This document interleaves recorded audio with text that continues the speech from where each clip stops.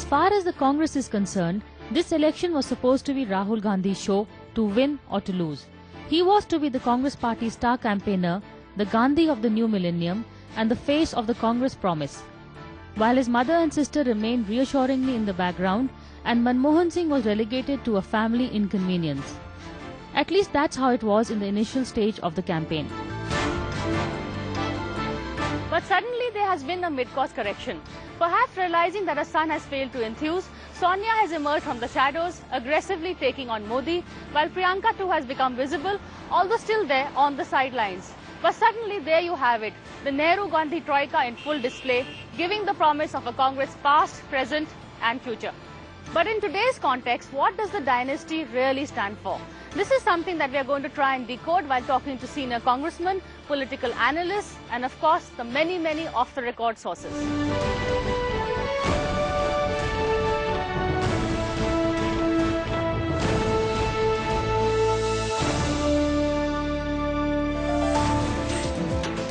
The transition from Sonia Gandhi to Rahul was supposed to be the smoothest handover in the Nehru-Gandhi family. Indira Gandhi met with such resistance that she had to break the party. Later, she was assassinated before she could fully groom her son Rajiv. Sonia's was a baptism by tragedy, which is why perhaps she wanted to ensure that her son was firmly in the saddle while she was still politically active. But this has not been a smooth handover, and there are two reasons for this. One is Sonia's own popularity within the party, and the second is Rahul's reluctance. The right time to do it was 2009. I think Dr. Manmohan Singh had 5 years, very successful, very good. He would have been totally different position in history. And if this young man, after all, Rajiv was 40, Benazir was 35 when she became Prime Minister. So he should have been there at that time, or at least he should have accepted some responsibility in Manmohan government. Unfortunately, he didn't take his job seriously. If you take the 10-year period, he hasn't made more than 2.5 speeches in Parliament. He has never asked a question. The work in party he started attending to very late. After all, only a year ago was he made the Vice President. I think the mother was very careful that as not to project him as a future Prime Minister, because she realized that that might be a bit risky, because if it fails there, then which is almost certain, or at least most likely. In January last year, the Rahul era finally took off with his taking over as party vice president. Sonia receded from the foreground, and it is Rahul's face alone that beams from party posters proclaiming "Main Nahi Hum." He has been touring the countryside and the chambers of commerce, outlining his idea of India. After all, he has spent 10 years discovering India. It is now time for India to discover Rahul. No. He knows that his destiny is cut out. How could you be a son of Rajiv Gandhi, who got killed for the country? How could you be a grandson of Mrs. Indira Gandhi, who gave her life, and not take on the challenge? It'll be coward. How can you live with yourself? You can't live with yourself. You and I have to think from that point. See, we are thinking from our viewpoint. You got to think from his viewpoint. Okay? Poor boy has gone through a lot of, difficult times in life. Okay? Does he talk about his father or grandmother a lot? He talks about his father on and on. Absolutely. But while Rahul has interacted, he has failed to engage. Neither was his a dramatic takeover. It's not the nature of the man, but in today's era of instant gratification, Rahul ended up disappointing both the party faithful and the public at large, not to mention the emerging middle class. I don't actually know Rahul well enough to tell you what his politics are, but the criticism that he's focusing on the rural poor, he's focusing on people on the margins of society, is a criticism that was leveled at his mother, at his grandmother, at Rajiv Gandhi when he did Panchayati Raj. So there's a long Congress tradition that he's part of. The criticism that he's ignoring the educated middle class, I think, is a valid one. My view on Rahul is not that he is reluctant and he should have come forward like Modi and worn silly hats and given speeches in all parts of the country in a demagogic fashion. My criticism of Rahul is that the transition has been very badly handled. We don't know who he is, we don't know what he stands for, we don't know what he wants. It would have seemed to me that when he was made Vice President of the Congress Party, he owed it to the Congress Party and to the country to come out, to take charge, at the very least to make speeches rather than interviews, because as we've seen, he's not very good at interviews, but speeches saying what I believe in, this is what I'll do, etc. Instead, what have we had? We've just had complete and utter silence, not a cheep out of him. We don't know where he stands on the issues. प्रधानमंत्री जी 6 cylinder काफ़ी नहीं है, 9 cylinder चाहिए हमको. You can dictate that.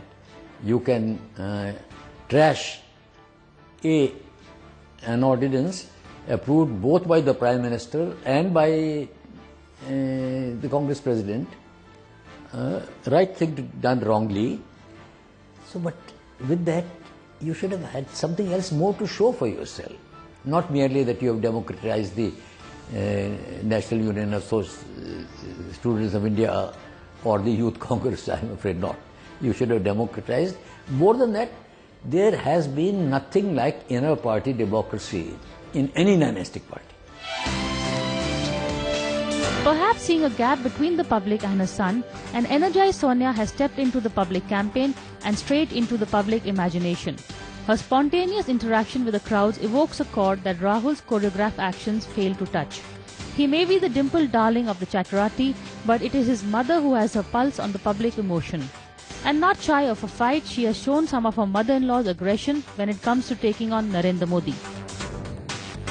Has Rahul failed as a chief campaigner, which is why we see more of Sonia Gandhi coming in? Her speeches are more aggressive, they get more in the mindset. I think you are missing the point. Has she stepped in to save Rahul? You are missing a point. Rahul ji has been campaigning throughout the country for the last 2 months. Mrs. Sonia Gandhi. In 1 week, she's made more impact than he has in 2 months. Mrs. Sonia Gandhi is addressing public meetings for the elections now, and she has been addressing public meetings earlier also. But the fact remains that he is campaigning throughout the country. Impact you shall see in 2014. I think the suggestion originally was going to be that if the Congress won the election, Rahul would be Prime Minister. Sonia would continue in her role as Congress President outside of the party. I don't think there was ever a suggestion that Sonia would retire to some old age home and that Rahul would become the face of the party. That's a complete media interpretation. It now seems likely, probable even, that the Congress will not form the next government and Rahul will not be the next Prime Minister, in which case Rahul will be the leader of the opposition and will attack the government in Parliament and outside. Sonia will continue doing what she's always done. In the last 10 days, what Sonia has done is basically to re-energize the Congress campaign and stolen the poll narrative from a Modi versus Kejriwal fight to a Sonia versus Modi face-off. She has put the Congress back into the headlines. This was essential as the Congress was increasingly becoming irrelevant in the public mind, even though it is still a much larger party than the Aam Aadmi Party's fledgling outfit. Yet, despite Rahul's intensive campaign, despite the fact that he heads India's oldest party, this favourite son of hereditary politics has been reduced to an also-ran in the 2014 campaign. He is still being seen more of a spectator than a player, which is probably why when Sonia began her campaign, it was seen more of an intervention than a routine. Too much is made of Rahul's reluctance and people saying, the man doesn't even want the job. Look at Narendra Modi, he's gagging at it, he really wants the job, he's gagging for it. I don't know if that's a valid criticism, because Rajiv Gandhi always gave the impression he didn't want the job. Indira Gandhi always gave the impression she didn't want the job. Even Vajpayee, till the end, didn't give the impression that he wanted the job. Sonia Gandhi actually didn't want the job, and her esteem rose, public esteem, she rose sky high. So reluctance is not a bad quality as far as the Indian electorate is concerned. So I think too much is made about that by the media. The media decided about a year ago that they wanted a gladiatorial contest between Rahul and Modi. And when Rahul refused to oblige, well, Modi sort of ran into the ring in his chattis and kept saying, come on, and Rahul sort of hit. The media got very upset because the media wanted this fight. But from Rahul's point of view, there's nothing to gain in getting into this gladiatorial contest with Modi. I also think the media misread the mood of the nation because nobody in the media believed, even a year ago, that the main guy who would get up and oppose Modi and would attack him would be Arvind Kejriwal. So it would never have been a straightforward gladiatorial contest anyway. So this reluctance thing reflects more on the media and its eagerness to have a wrestling match, which it hasn't had. I think she should have initiated the campaign and led the Congress campaign from the front herself, rather than trying to groom her son Rahul. Because if you remember, the 2004 and to a very great extent even the 2009 election the campaign was led by Sonia herself. And now for the 2014 election, apparently she was trying to groom Rahul to take the lead, and that is why he was made the vice president as well as campaign in charge. And that is one reason why the Congress campaign could not take off the way it should have been. And now a late realization has come that perhaps Sonia herself should have launched a campaign, and that's why she is a late entrant into the Congress election campaign. Sonia has stepped in basically to protect her son. Most noted that on the day of the Congress manifesto release, when the media asked Rahul as to why he gave the tainted Ashok Chavan a ticket, it was Sonia who stepped in to answer the uncomfortable question. Sonia knew all too well that the ticket to Chavan went against Rahul's own rather dramatic stand on the ordinance. For when Rahul had torn up the ordinance allowing the tainted to contest elections, he captured the public imagination. Of course, he was criticized for embarrassing his own Prime Minister and government to show himself in a good light, but it also showcased that his instincts were in the right place. What is Rahul Gandhi's equation with Manmohan Singh? Because you know that ordinance... Very good. Yet he tore an ordinance that embarrassed Manmohan Singh. That's okay. That's perfectly all right. Once in a while, young man to do that. What's the problem with it? It's perfectly okay, according to me. Give young man a chance. Okay, don't compare him with old guards. It's okay to be mad once in a while. The day he was going to meet President Obama, the most powerful man of the world, he was snubbed by the Prince Charming in the most, I would say, unabashed manner possible. Now, if that is not a case of total diminution, we used to say that the country today is being run by the dynasty. The problem with Rahul is that he sends out confusing signals. He shows the calm of a policy wonk rather than the enthusiasm of a leader. One charitable view is that while Modi wants to conquer India, Rahul wants to understand India. How does a man whose decisiveness masks a single-minded pursuit of one approach manage to seek credibly to govern a country of such diversity? Don't you need someone who actually appreciates that diversity, who doesn't come and say, I have all the answers, but who comes and says, tell me what you think we should be doing, I'll listen to you, I know these things aren't working very well, I'll try and solve it. If that's the approach that Rahul Gandhi is taking, I think that should be applauded.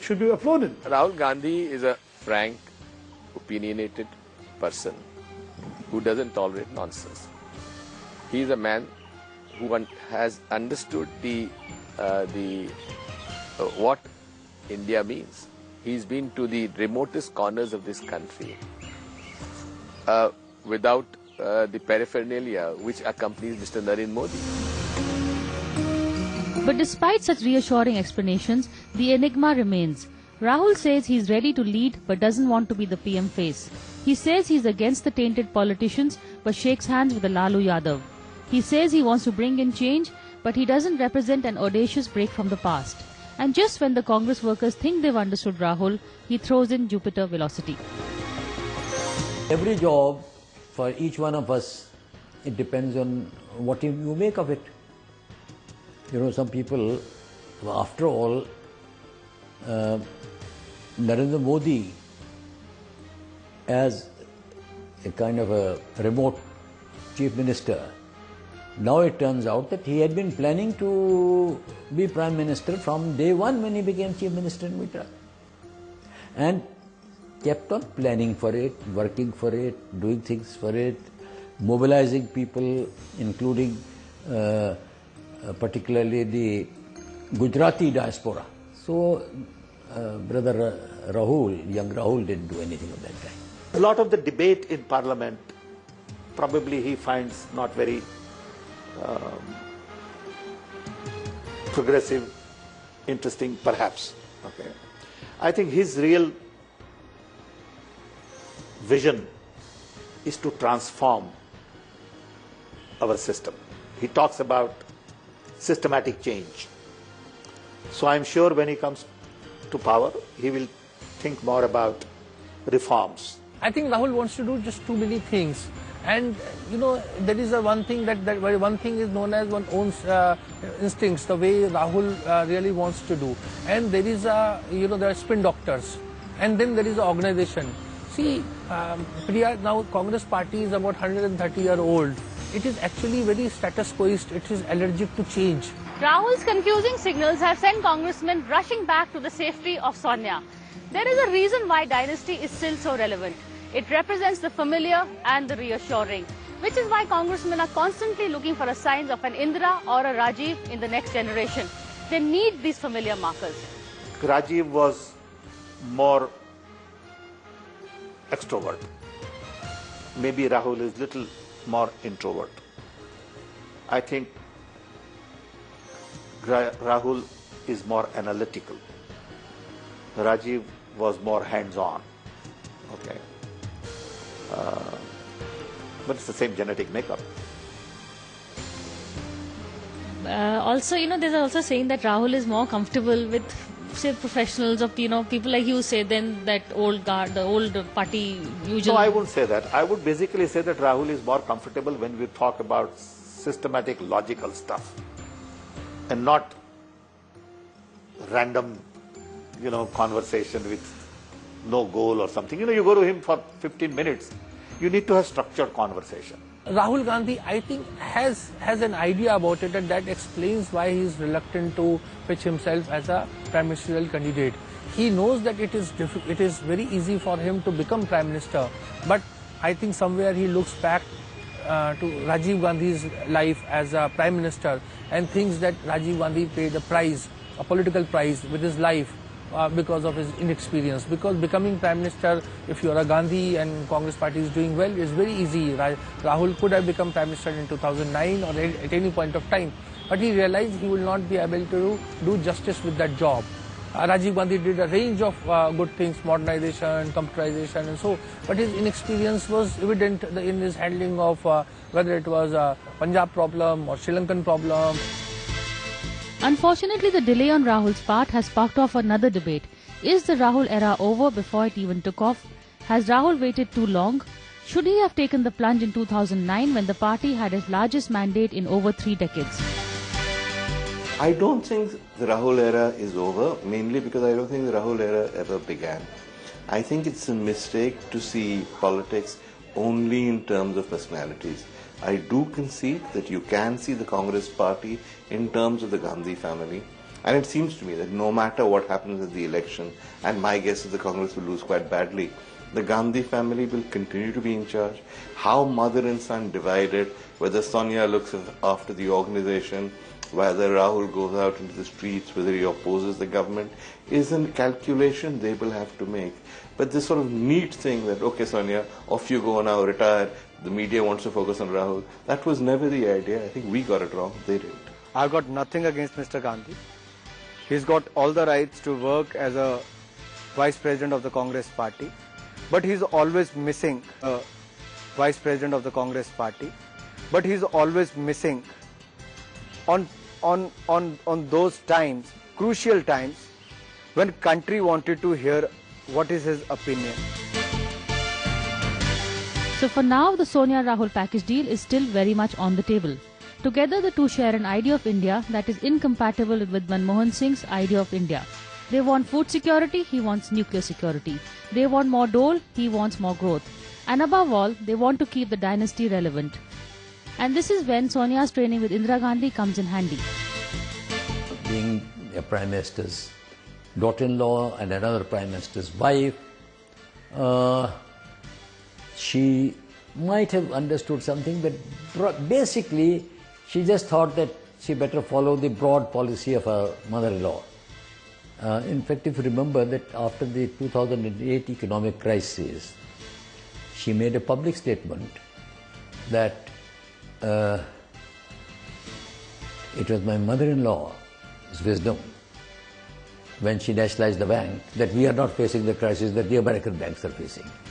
So I think the great confidence in the mother-in-law was very, very much there. What is interesting and maybe a departure from Indira's Congress is a very strong minority card that is being played by Sonia. During the Indira era, Havans and priests were very much part of the political paraphernalia. When Sonia first took over as party chief, she also made a political trip to the Kumbh Mela. But now, and probably as a reaction to BJP's aggressive wooing of the Hindu vote bank, Sonia seems to have abandoned this for the Muslim vote. See, since 1952, when Nehru was the leader, the minority community as well as the Dalits, they had always expressed their confidence in the Congress party till the emergency period. After that, somehow, because of the emergency, the minorities deserted Congress, and with the rise of BSP, even the Dalits started deserting Congress. So Congress rock bottom vote of 15% and 12%, 27% used to be Congress rock bottom vote. Now gradually this vote has disappeared, and therefore Congress now wants to regain that base, and therefore the only way they can regain that base is through a direct appeal, and that is why perhaps Sonia has gone and met Shahi Imam. Now, in Sonia Gandhi's case, she was always had a disadvantage because of that whole focus on her faith, the whole focus on her foreign origin, and in fact in Congress some big leaders belonged to, they had a pro-minority tilt, and I remember V.N. Gadgil, who was a Congress ideologue, he would always say that even if all Muslims vote for Congress party, Congress is not going to get anywhere majority. In January 99, Congress passed CWC passed a resolution saying that Hinduism is the sole guarantor of secularism in India. Now, if we don't say that this is a Congress resolution, someone would think that it is actually a BJP or VHP resolution. But this is the Congress ethos. In many ways, Congress is not communal, but Congress is very element of Congress is very pro-Hindu. It's always been pre-independence and post-independence. But this flavor is missing in Sonia Congress and in Rahul Congress. It had to do with Sonia's own inability, or she was a little unsure of her own feet. And similar thing, Rahul Gandhi has inherited that Congress, which is a Sonia Congress, and since he didn't experiment with it, and the whole bouquet of Narendra Modi is such that the Congress from the very beginning was on the defensive. So even if they wanted to compete with, so to say, that pro-Hindu tilt or so, they failed miserably. While Sonia is still dictating the Congress narrative, whether on ideology or allies, she has also made it clear that Rahul is her favourite work in progress. Unfortunately, this move has threatened some of the old guard who feel left out in Rahul's scheme of things. To counter Rahul, this group has brought in the promise of Priyanka, who seems to have a better connect with the party faithful than her brother. He is showing a lot of indifference towards that old guard of Congress party, and congressmen don't like that. They are used to being pampered. Sanjay, whatever his public image be, but he was extremely kind and considerate to a large number of congressmen. That's why the congressmen are still very loyal to Sanjay and to Rajiv Gandhi and to Indira Gandhi and to Sonia Gandhi. I think Rahul Gandhi needs to just fine-tune his communication skills a bit vis-a-vis dealing with congressmen, because congressmen don't like to be neglected, and I think Mr. Dwivedi and several other old guard members are feeling neglected. This can be explained the way many of these like Ambika Soni and Captain Amrinder Singh and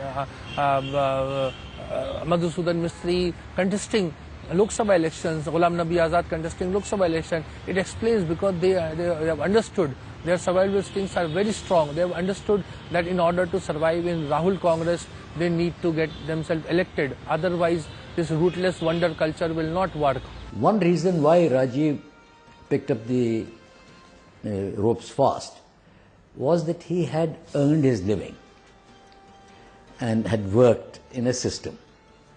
So, and then I think for a time he had very good advisors, and the two Aruns, Arun Singh particularly, and Arun Nehru of course had his own angle to do.